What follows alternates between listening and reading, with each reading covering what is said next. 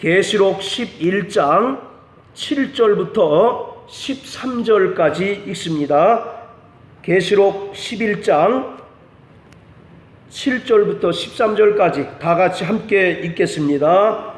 저희가 그 증거를 마칠 때에 무저갱으로부터 올라오는 짐승이 저희로 더불어 전쟁을 일으켜 저희를 이기고 저희를 죽일 터인즉 저희 시체가 큰 성길에 있으리니 그 성은 영적으로 하면 소돔이라고도 하고 애굽이라고도 하니 곧 저희 주께서 십자가에 못 박히신 곳이니라. 백성들과 족속과 방언과 나라 중에서 사람들이 그 시체를 사흘 반 동안을 목도하며 무덤에 장사하지 못하게 하리로다. 이 두 선지자가 땅에 거하는 자들을 괴롭게 한 고로 땅에 거하는 자들이 저희의 죽음을 즐거워하고 기뻐하여 서로 예물을 보내리라 하더라. 3일 반 후에 하나님께로부터 생기가 저희 속에 들어가매 저희가 발로 일어서니 구경하는 자들이 크게 두려워하더라. 하늘로부터 큰 음성이 있어 듣고 구름을 타고 하늘로 올라가니 저희 원수들도 구경하더라. 그 시에 큰 지진이 나서 성 10분의 1 무너지고 지진에 죽은 사람이 7천이라. 그 남은 자들이 두려워하여 영광을 하늘의 하나님께 돌리더라. 아멘.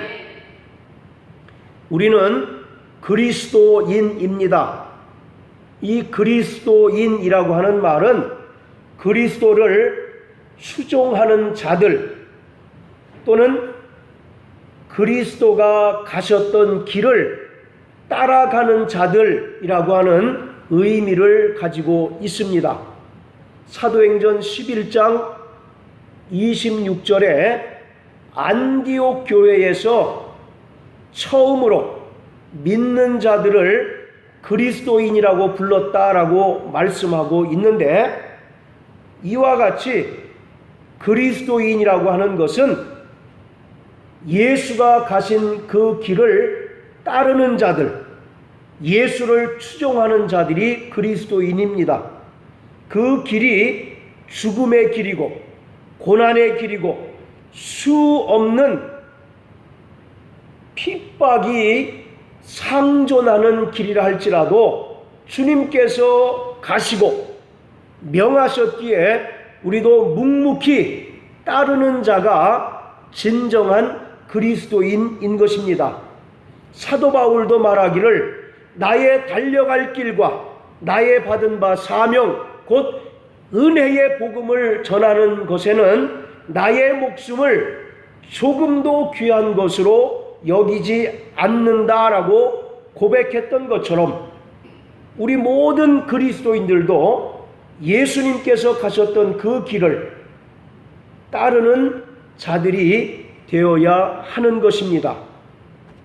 마태복음 16장 24절에도 보면 나를 따르려거든 자기를 부인하고 자기 십자가를 지고 따라와야 된다라고 주님 말씀하고 계십니다. 오늘 이 계시록 11장의 말씀은 교회의 존재 목적과 교회의 사명에 관한 말씀인 것입니다. 4절에 보면 두 감람나무와 두 촛대 그리고 두 증인이라고 하는 표현이 있는데, 이것은 지난번에도 말씀드렸던 것처럼 교회와 성도들을 가리키는 상징적인 표현이다라고 말씀을 드렸습니다. 오늘 본문 7절부터 13절까지는 두 증인 곧 교회와 성도가 이 세상에서 적그리스도에 의하여 죽임을 당하게 된다는 내용입니다. 그리고 이 세상 사람들은 성도들의 죽음에 대하여 애도하거나 안타까워하는 것이 아니라 조롱하고 또 성도들의 죽음을 즐거워하고 기뻐하고 서로 간에 예물을 주고받으며 성도들의 죽음을 축하한다라고 기록하고 있습니다. 9절에 보면 그 시체를 목도하며 무덤에서 장사하지 못하게 하게 한다라고 이렇게 기록하고 있는데, 이것은 명백하게 죽은 자를 조롱하고 모욕하는 행위인 것입니다. 사무엘상 31장에 보면 사울 왕이 블레셋과의 그 전쟁에서 짐으로써 자살을 합니다.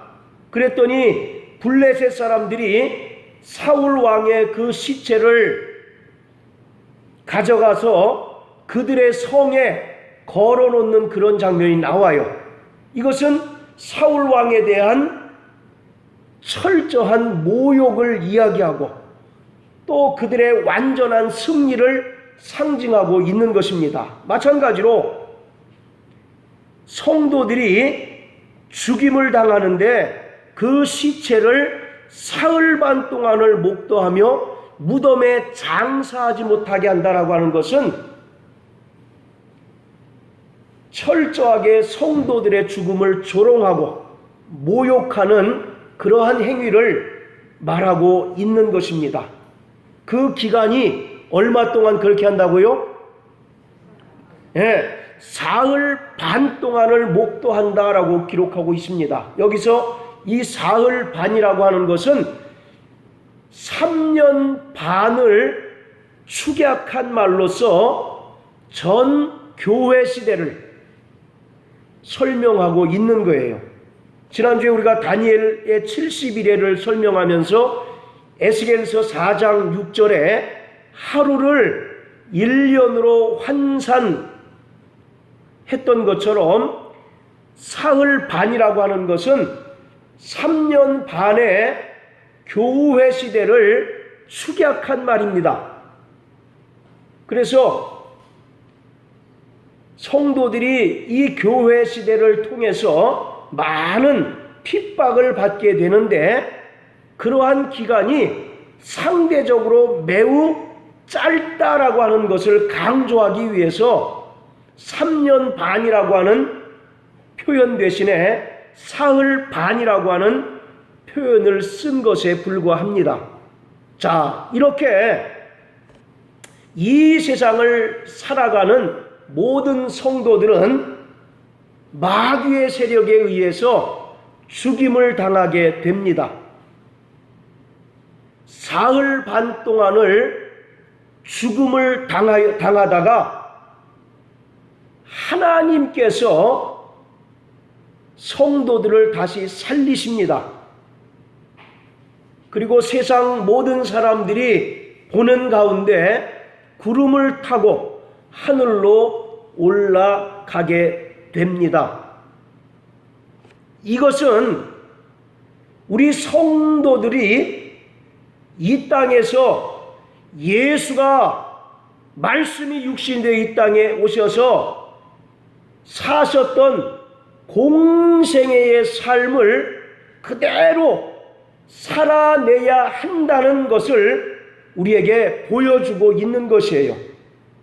오늘 사도 요한은 성도들의 신앙 여정을 예수가 이 땅에 오셔서 고난당하시고 죽으시고 또 죽은 자 가운데서 3일 만에 부활하셔서 승천하심으로 하늘의 영광을 얻으셨던 그러한 모든 과정을 성도들도 동일하게 겪어야 된다라고 하는 것을 설명하고 있는 것입니다.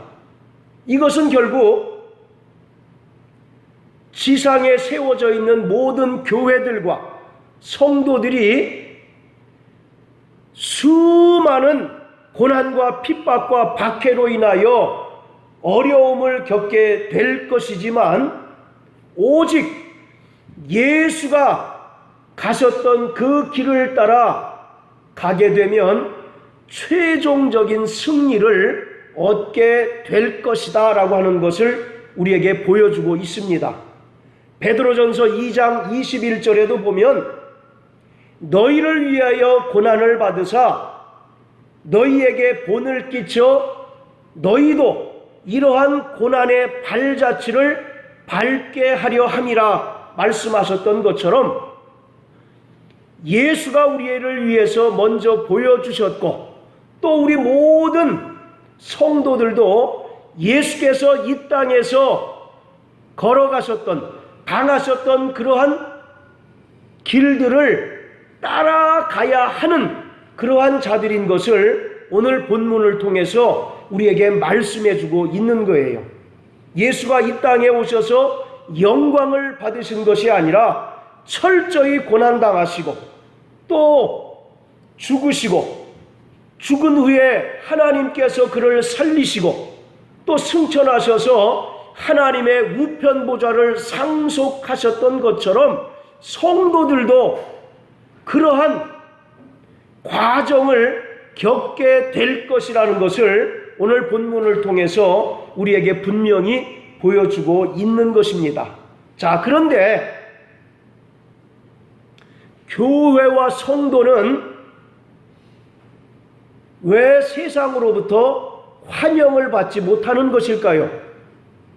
그리고 환영은 고사하고 오히려 조롱과 멸시의 대상이 될 수밖에 없는 그 이유가 과연 무엇일까를 우리가 한번 생각해 보기를 원합니다. 여러분들, 교회가 환영받는 교회가 있을까요? 물론 세상적인 방법으로 교회를 운영하고 세상적인 방법으로 이제 목회를 하게 되면 일정 부분 세상으로부터 환영받을 것입니다. 아, 저 교회 훌륭한 교회고 저 교회 상당히 모범적인 교회라고 세상으로부터 일정 부분은 환영을 받겠지만 근본적으로는 교회는 세상으로부터 환영을 받지 못하고 오히려 조롱과 멸시를 받을 수밖에 없는 운명이라고 하는 것입니다. 그런데 과연 왜 그럴까요? 그것은 기본적으로 세상은 마귀에게 속한 것이나 성도는 예수 그리스도에게 속한 것이기 때문에 그렇습니다. 고린도후서 6장의 말씀에 그리스도와 벨리알이 어찌 조화를 이루겠느냐라고 말씀하고 있습니다. 또 요한복음 15장 18절 19절에 보면 예수님께서 제자들에게 말씀하시기를 너희가 세상에서 미움을 받기 전에 먼저 할 것은 세상이 나를 먼저 미워한 것을 너희가 알아야 된다라고 말씀하고 계세요. 그리고 하시는 말씀이 너희가 세상에 속한 자들이라고 한다면 세상이 너희를 사랑할 것이지만 너희는 나의 택한 자들이기 때문에 세상으로부터 미움을 받을 수밖에 없다라고 주님이 말씀하고 계신 거예요. 이와 같이 세상은 마귀에게 속하였고 교회와 성도는 예수 그리스도에게 속하였기 때문에 이 땅에 세워진 교회는 어느 시대를 막론하고 세상으로부터 환영받기보다 조롱과 멸시의 대상이고 핍박의 대상에 불과했던 것입니다. 그리고 두 번째, 왜 교회가 세상으로부터 환영받지 못하고 조롱과 멸시를 받을 수밖에 없는가? 우리가 전하는 복음의 메시지 자체가 그들의 마음을 괴롭게 하기 때문에 그렇습니다. 자, 거기 본문에도 보시면 10절 보세요. 이 두 선지자가 땅에 거하는 자들을 괴롭게 한 고로 땅에 거하는 자들이 저희의 죽음을 즐거워하고 기뻐하고 서로 예물을 보내리라 하더라. 이렇게 얘기합니다. 자, 이와 같이 두 선지자가 땅에 거하는 자들을 괴롭게 했다고 얘기합니다. 이것은 그들의 전하는 복음의 내용이 그들을 괴롭게 한다는 거예요. 복음을 듣게 되면 어떻게 됩니까? 자신의 죄악 때문에 양심에 찔려 마음의 괴로움을 느낄 수밖에 없잖아요. 우리가 다 그런 경험들 있으시잖아요. 예수와 상관없는 삶을 살 때에는 우리는 내가 의인인 줄 알아요. 제가 그랬으니까요. 나는 굳이 교회를 다니지 않더라도 착하고 선하기 때문에 만약 하나님이 계시면 나는 구원받을 수 있을 것이다 라고 이와 같이 생각을 했던 사람입니다. 그런데 복음을 들을 때마다 늘 괴로움이 있어요. 왜냐하면 복음의 내용이 뭡니까? 너는 죄인이다.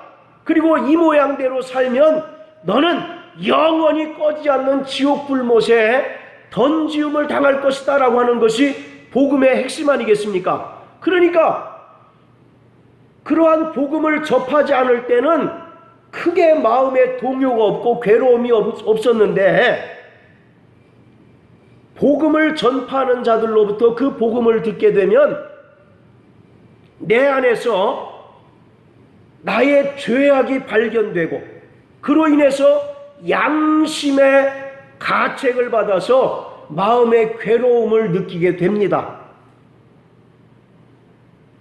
저만 그런가요? 여러분들도 그러시잖아요. 여러분들 요한복음 8장에 보면 간음하다가 현장에서 잡힌 여자들을 유대인들이 돌로 쳐서 죽이려고 하는 그 장면 아시죠? 그때 예수님께서 뭐라고 얘기하십니까? 죄 없는 자가 먼저 돌로 치라 이렇게 말씀하시니까 요한복음 8장 9절에 정확하게 뭐라고 기록되어 있느냐면 양심의 가책을 받아 어른부터 아이까지 하나씩 하나씩 가더라 이렇게 기록하고 있어요. 돌을 들어서 현장에서 간음하다가 잡힌 그 여자를 치려는 유대인들을 향해서 이 여자도 죄인이지만 너희들도 여전히 돌팔매질을 당할 수밖에 없는 죄인이다라고 하는 말씀을 들었을 때 그들의 양심에 가책을 받았다는 겁니다. 그래서 슬그머니 돌을 놓고 가던 길로 갔다라고 기록하고 있어요. 오늘 이와 같이 복음이라고 하는 것이 그렇습니다. 복음을 듣게 되면 내 안에 많은 갈등이 생겨요. 아, 내가 정말 죄인인가? 나는 지금까지 올바르게 때로는 의롭게 살았다라고 자부할 수 있는데 복음을 들을 때마다 내가 죄인인 것이 드러나고 내 안에 있는 죄성이 폭로되니까 이루 말할 수 없는 고통과 괴로움이 내 안에 있게 되는 거예요. 그래서 세상 사람들이 교회를 향하여 물리적으로 핍박을 하기도 하고 때로는 그들의 죽음을 크게 기뻐하고 조롱하고 멸시하게 되더라 이렇게 얘기하고 있는 것입니다. 그런 차원에서 전도라고 하는 것은 죄에 대하여 의에 대하여 심판에 대하여 세상을 책망하는 것이 전도입니다. 계속 말씀드리죠. 예수 믿으면 복 받습니다. 예수 믿으면 자녀가 잘 됩니다. 또 사업이 잘 됩니다. 그것은 올바른 의미에서의 전도라고 볼 수 없다라고 하는 겁니다. 요한복음 16장 8절부터 11절까지 분명히 기록하고 있는 것처럼 성령이 오시면 죄에 대하여 의에 대하여 심판에 대하여 세상을 책망할 것이다. 죄에 대하여라 함은 너희가 나를 믿지 아니하며 또 의에 대하여라 함은 내가 아버지께로 가므로 너희가 나를 보지 못하며, 또 심판에 대하여라 함은 이 세상 임금이 심판을 받았습니다 라고 기록한 것처럼, 오늘 우리의 전도는 어떤 사람의 비유를 마치고 사람들이 듣기 좋은 말을 함으로써 교회에 그들을 데리고 오는 것이 성경적인 전도가 아니라 그가 죄인인 것을 깨닫게 하는 겁니다. 그러므로 죄인이기 때문에 영원히 멸망받을 수밖에 없지만, 의로우신 예수가 당신을 위하여 대신 십자가에 달려 죽으심으로써 당신이 지옥 심판에서 면제받았다라고 하는 것을 전하는 것이 참된 의미에서의 전도인 거예요. 그런 이야기를 들을 때 듣는 사람의 반응이 어떻습니까? 대부분 아, 맞습니다, 정말 나는 죄인입니다, 그런 사람이 있어요, 없어요? 별로 없죠. 열에 한 명 있을까 말까요. 전부 다 그것에 대해서 거부합니다. 왜 나를 죄인이라고 해서 나를 괴롭게 하느냐라고 이와 같이 모멸감을 주고 때로는 물리적인 핍박을 가하는 것이 일반적이에요. 그와 같이 두 선지자가 땅에 거하는 자들을 괴롭게 했다라고 하는 것은 그들의 복음의 메시지 자체가 그들을 괴롭게 했다라고 하는 그런 의미인 겁니다. 교회는 세상적인 가치관에 따라서 세상적인 복이나 세상적인 성공을 전하는 것이 아니라 오히려 세상을 포기하고 천국 소망을 갖도록 하는 것이 바로 교회인 것입니다. 그러니까 세상으로부터 환영받을 수 있어요, 없어요? 세상으로부터 환영을 받지 못하고 오히려 왕따가 될 수밖에 없고 핍박의 대상이 될 수밖에 없는 것입니다. 그렇기 때문에 우리는 그리스도인이 된 이상 숙명적으로 세상으로부터 미움을 받을 수밖에 없고 세상으로부터 핍박을 받을 수밖에 없는 그런 자들이라고 하는 것을 우리는 분명히 알아야 된다라고 하는 거예요. 이러한 핍박이나 고난을 우리보다 먼저 누가 겪으셨습니까? 예수 그리스도가 겪으셨고 그가 몸소 죽음의 길을 가셨다라고 말씀하고 계세요. 그리고 그 다음에는 너희의 차례다라고 이와 같이 성경은 말씀하고 있는 것입니다. 자, 우리 한번 로마서 9장을 다 같이 한번 보실까요?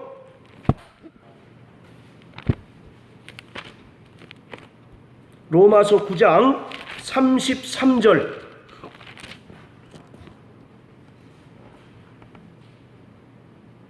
자, 다 같이 읽습니다. 시작. 기록된 바 보라, 내가 부딪히는 돌과 거치는 반석을 시온에 두노니 저를 믿는 자는 부끄러움을 당치 아니하리라 함과 같으리라. 아멘. 자, 여기서 부딪히는 돌과 거치는 반석, 이것은 당연히 예수 그리스도를 지칭하는 말입니다. 고린도전서 10장에도 예수는 신령한 반석이시다라고 말씀하고 있잖아요. 그래서 여기서 돌과 반석은 바로 예수 그리스도를 가리키고 있는데, 그런데 그 예수가 어떤 자들에게는 부딪히는 돌이 되고 어떤 자들에게는 거치는 반석, 즉 걸림돌이 된다라고 이렇게 이야기합니다. 그 예수를 믿는 자는 구원을 받고 부끄러움을 당하지 않는다라는 얘기예요. 그런데 여러분들 그 사복음서에서 예수님을 거치는 반석으로 여겼던 자들이 누구겠습니까?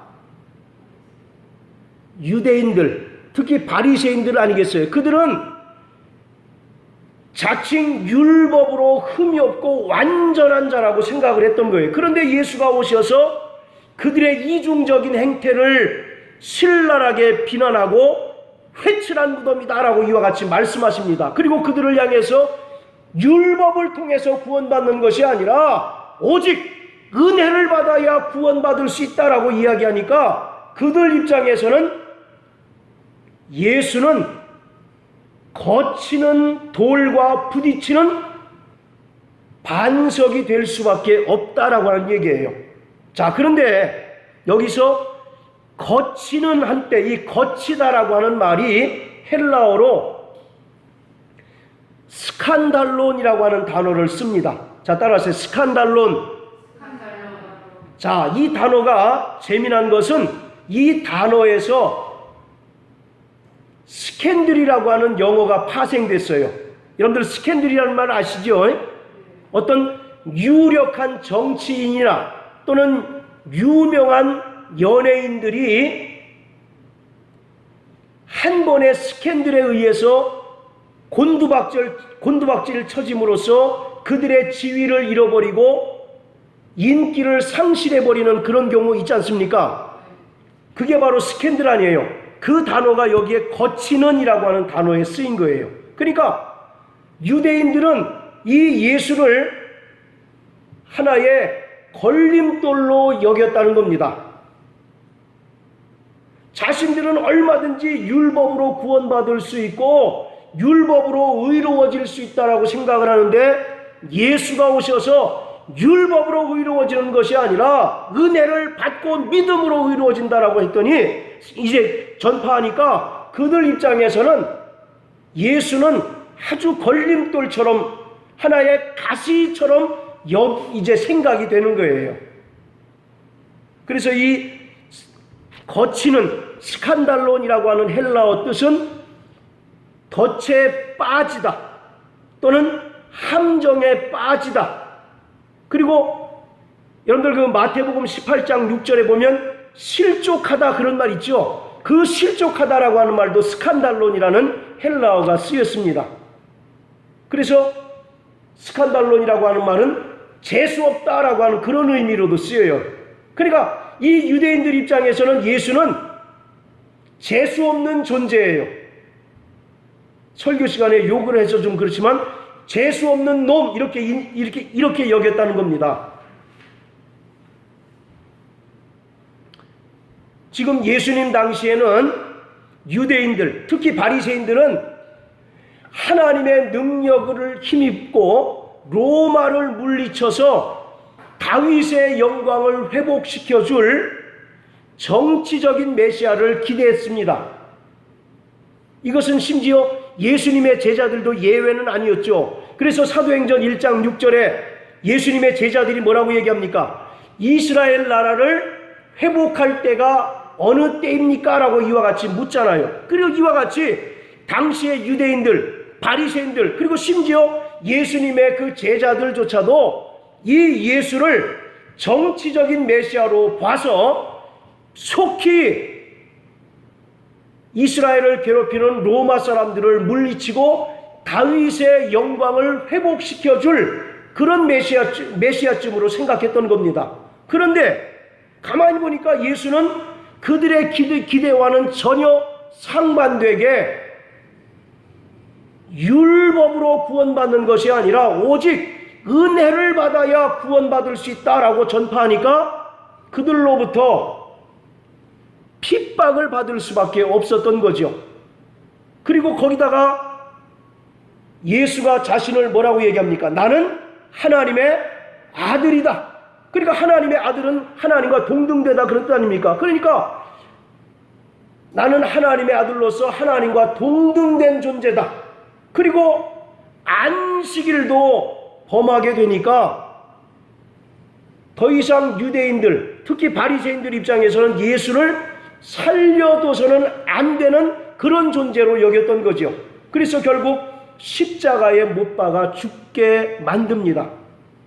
자, 이처럼 유대인들은 자신들의 기대와는 정반대로 예수가 자꾸 자신들을 신랄하게 비난하고 은혜의 복음을 전하니까 결국 그 수치스러운 십자가에 못 박아 죽게 만듭니다.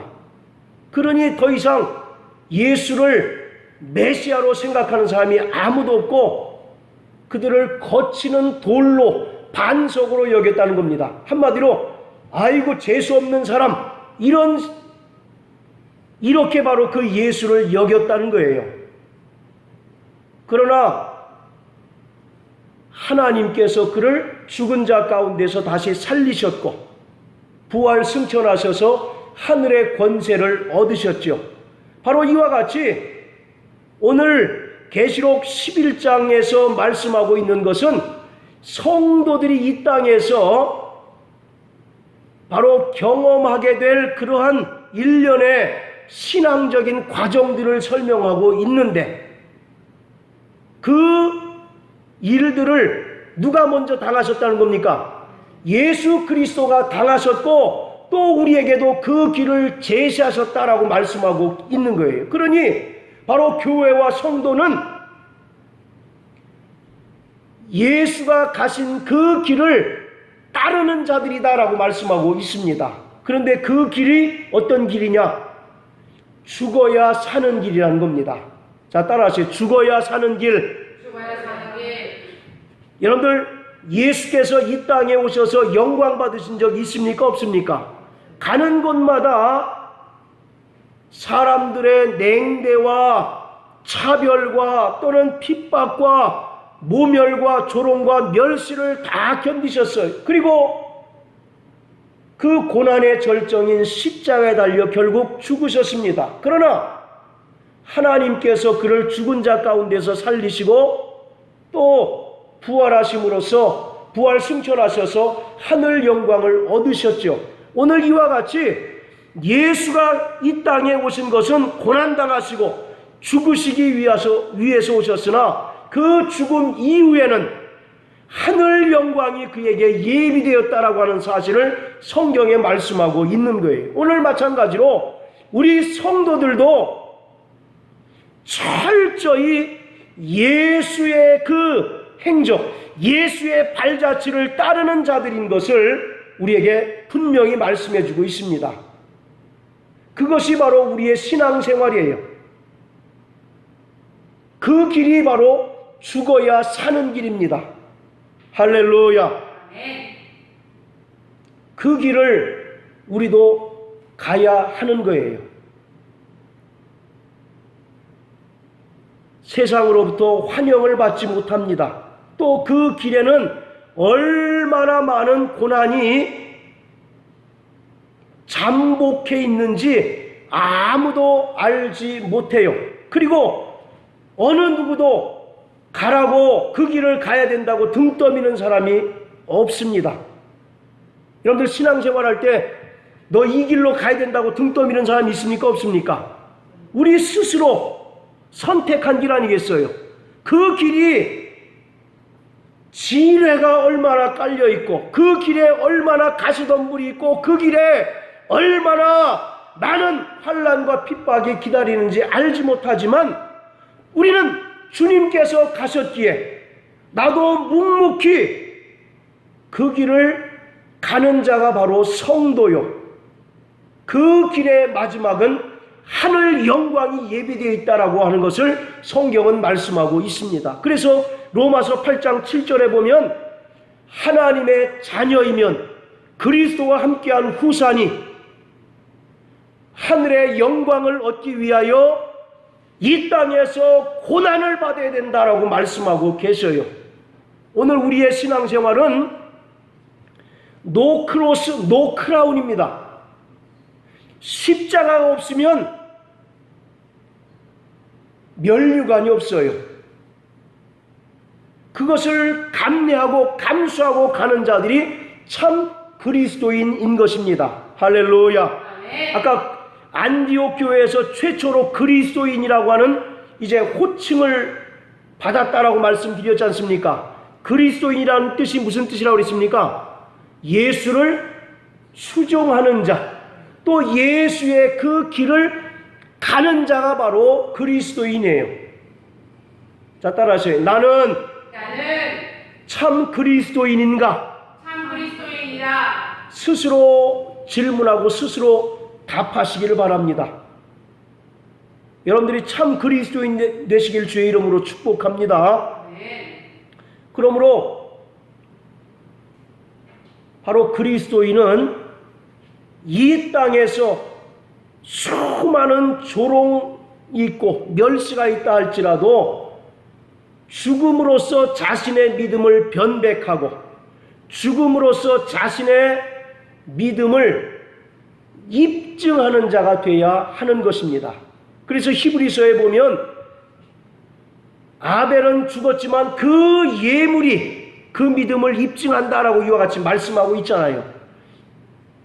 어차피 우리 그리스도인들은 세상에서 마귀의 세력들로 인하여 죽임을 당할 수밖에 없는 존재들입니다. 그것이 육체적인 죽음이든 아니면 인격을 말살하고 조롱하는 그러한 죽음이든 철저히 이 땅에서 죽어야 하는 존재가 바로 성도예요.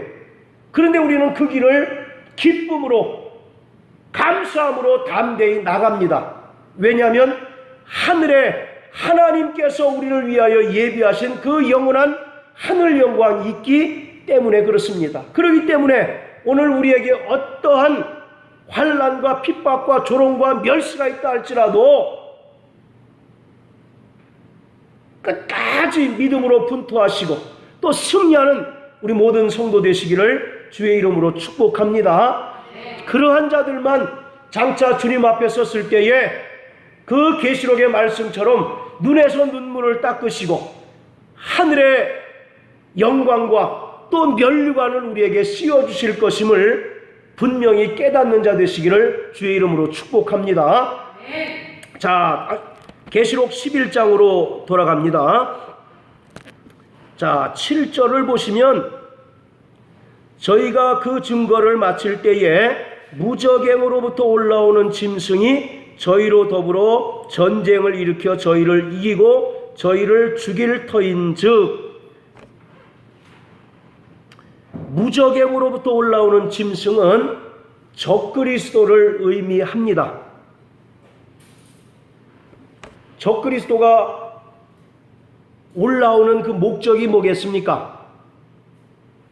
성도를 죽이는 거예요. 교회를 죽이는 겁니다. 그래서 8절부터 우리 10절까지 다 같이 한번 읽어보실까요? 8절부터 10절까지 시작. 저희 시체가 성길에 있으리니 그 성은 영적으로 하며 소돔이라고 하고 애국이라고 하니 곧 저희 주께서 십자가에 못 박으신 곳이니라. 백성들과 족속과 방언과 나라 중에서 사람들이 그 시체를 사흘간 동안 목도하며 무덤에 장사하지 못하게 하리로다. 이 두 선지자가 땅에 거하는 자들을 괴롭게 한 고로 땅에 거하는 자들이 저희의 죽음을 즐거워하고 기뻐하여 서로 예물을 보내리라 하더라. 예, 무적행으로부터 올라오는 짐승에 의해서 성도들이 죽임을 당합니다. 그리고 그 성도들의 시체가 큰 성길에 있어요. 여러분들 시체가 있으면 장사를 지내줘야 될 거 아니겠습니까? 그런데 이들이 장사를 못하게 이제 막았죠. 사흘 반 동안을. 그리고 세상 사람들이 그 시체를 보고 즐거워하고 기뻐하고 서로 예물을 보내고 서로 축하합니다. 굉장히 소름 끼치는 그런 장면 아니겠습니까? 한번 생각해 보세요. 지금 아무리 못된 사람이 죽었다 한들 그 사람 우리가 최소한 장례는 치러주잖아요. 밖에 행여병자나 노숙자라도 어디 뭐 경찰서나 이제 그 신고를 해서 장례는 최소한 치러주지 않습니까? 그러나 성도들의 시체가 큰 성길에 널려 있는데 이 세상 사람들은 그 시체를 보고 어떻게 한다고요? 기뻐하고 즐거워하고 서로 예물을 보낸대요. 축하하는 의미에서. 얼마나 교회와 성도들을 미워하고 심지어 증오했으면 이런 일을 벌일 수 있겠습니까? 여러분들, 예수님께서 십자가에 달리셨을 때를 한번 생각해 보세요. 그때 그 광경을 보고 있는 사람들이 뭐라고 얘기합니까? 당신이 하나님이라며, 하나님이니까 내려와서 내려와봐, 이렇게 예수를 조롱하고, 또 심지어 예수님이 입었던 옷마저도 다 네 깃으로 찢어가지고 다 서로 나누는 그런 장면 보이잖아요.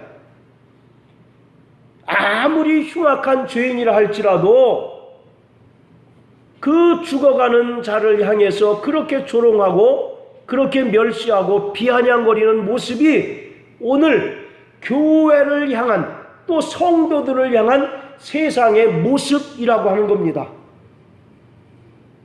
그러니 그들은 교회를 환영할 수 없고 철저히 짓밟아야 하고 철저히 핍박하여 죽이는 그런 대상으로 밖에 볼 수 없는 거예요. 그래서 기독교 역사 이래, 물론 지금으로부터 100년 전부터 한국에 어마어마한 교회의 부흥이 있었지만 그 기독교 역사 전체를 보면 피해 역사입니다. 순교의 역사가 지금까지 이어져 왔어요. 오늘 저와 여러분들이 이렇게 복음을 접하고 예수를 편안하게 믿고 있는 그 이면에는 수많은 순교자들의 피가 뿌려져 있었다라고 하는 사실을 기억해야 하는 것입니다.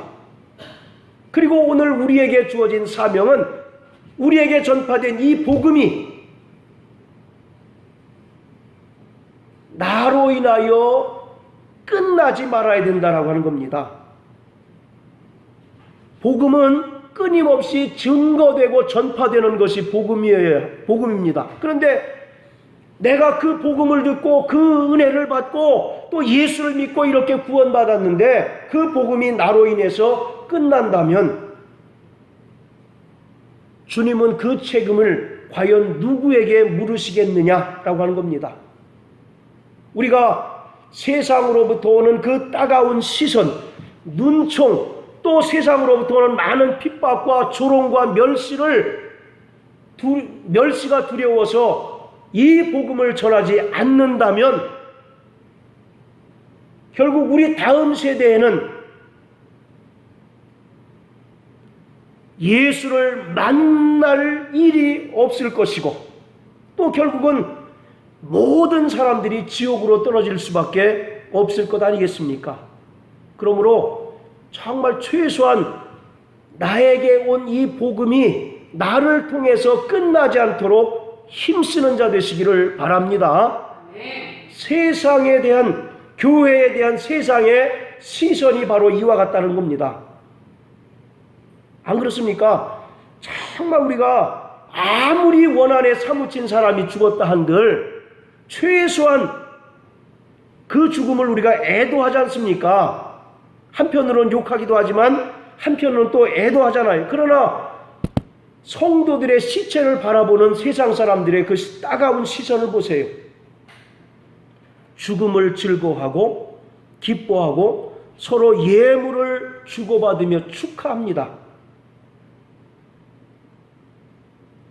그러니 그 틈바기에서 신앙생활하는 우리 성도들의 고충, 그 고난이 얼마나 크겠습니까? 우리가 지금 그러한 때를 살아가고 있다라고 믿으시기를 바랍니다.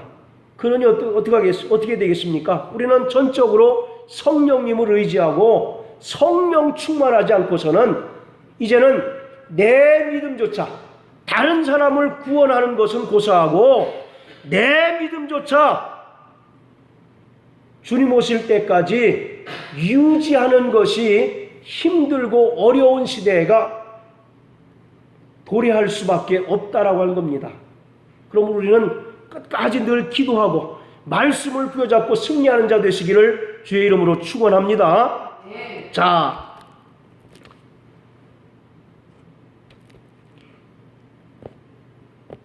(11절) (12절) 다 같이 읽습니다. 시작. 3일 반 후에 하나님께로부터 생기가 저희 속에 들어가매 저희가 발로 일어서니 구경하는 자들이 크게 두려워하더라. 하늘로부터 큰 음성이 있어 이리로 올라오라 함을 저희가 듣고 구름을 타고 하늘로 올라가니 저희 원수들도 구경하더라. 성도들이 완전히 죽임을 당했습니다. 그러나 그것이 끝이 아니라 3일 반 후에, 여기서 3일 반 후에라고 하는 것은 예수의 재림 때를 얘기를 합니다. 3일 반이라고 하는 것이 교회 시대 전체를 의미한다고 말씀을 드렸죠. 그리고 그 교회 시대가 끝난 후에 드디어 곧이하던 주님께서 이제 오시게 되면 우리 성도들이 어떻게 됩니까? 부활하는 거예요. 하나님께로부터 생기가 저희 속에 들어가매 저희가 발로 일어서니 구경하는 자들이 크게 두려워하더라. 우리가 이제 신령한 몸으로 부활을 하게 됩니다. 그리고 12절에 보면 하늘로부터 큰 음성이 있어 이리로 올라오라 함을 저희가 듣고 구름을 타고 하늘로 올라가니 저희 원수들도 구경하더라. 그러니까 예수님의 그 재림 사건은 어떤 국지적인 사건이 아니라 온 지구 모든 족속들이 다 일시에 목격하는 그러한 사건이에요. 그러한 가운데 우리 성도들이 신령한 몸으로 부활해서 구름을 타고 하늘로 올라간다라고 말씀합니다. 마치 사도행전 1장에 보면 예수님께서 부활 승천하실 때의 모습하고 똑같죠. 구름을 타고 하늘로 올라갑니다. 할렐루야. 자, 오늘 이 사건은 에스겔서 37장에 마른 뼈들이 살아나는 그런 내용을 지금 인용하고 있는 것입니다. 자, 우리 에스겔서 37장을 다 같이 한번 보시겠습니다.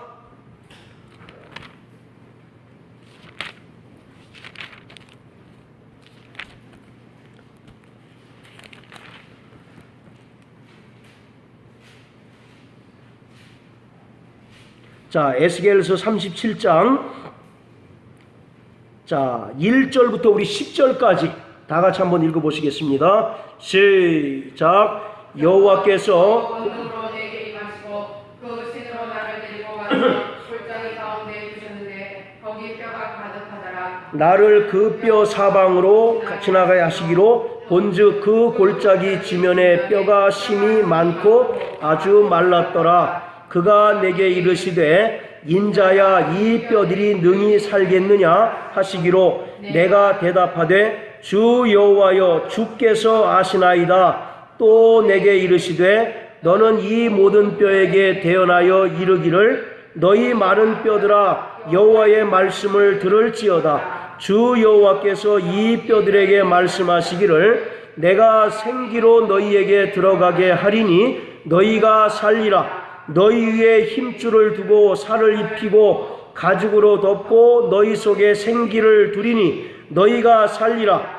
또 나를 여호와인 줄 알리라 하셨다 하라. 이에 내가 명을 조차 대언하니 대언할 때에 소리가 나고 움직이더니 이 뼈 저 뼈가 들어맞아서 뼈들이 서로 연락하더라. 내가 또 보니 그 뼈에 힘줄이 생기고 살이 오르며 그 위에 가죽이 덮이나 그 속에 생기는 없더라. 또 내게 이르시되 인자야 너는 생기를 향하여 대언하라. 생기에게 주 여호와의 말씀에 생기야 사방에서부터 와서 이 사망을 당한 자에게 붙어서 살게 하라 하셨다 하라. 이에 내가 그 명대로 대언하였더니 생기가 그들에게 들어가매 그들이 곧 살아 일어서서 큰 군대더라. 아멘. 골짜기에 마른 뼈들이 많습니다. 그런데 하나님께서 명하셨더니 그 마른 뼈에 생기가 들어가기 시작하니까 그 뼈들이 드러나 이제 살아서 움직이는 큰 군대가 되었다라고 이렇게 얘기합니다. 이것은 바로 부활을, 성도들의 부활을 예표하고 있는 거예요.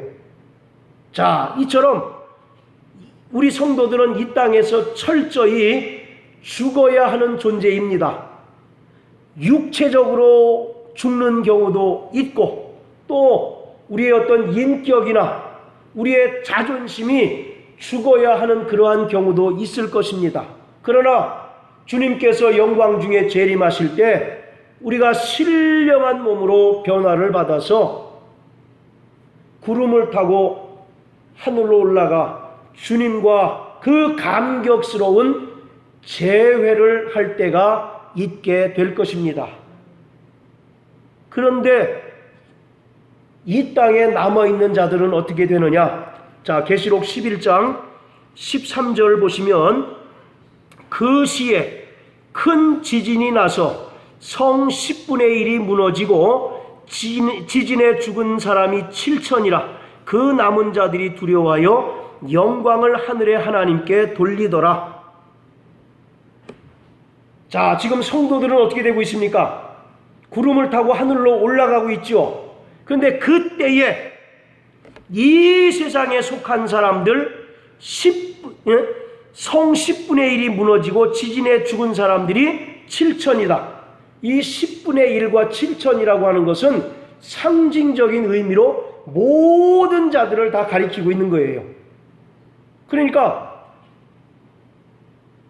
우리 성도들이 구름을 타고 하늘로 올라가는 도중에, 올라가는 때에 이 땅에 남아있는 자들은 하나님의 큰 환난을 통해서 모든 사람들이 하나의 예외 없이 모든 사람들이 다 멸망하게 될 것이다 라고 하는 사실을 기록하고 있습니다.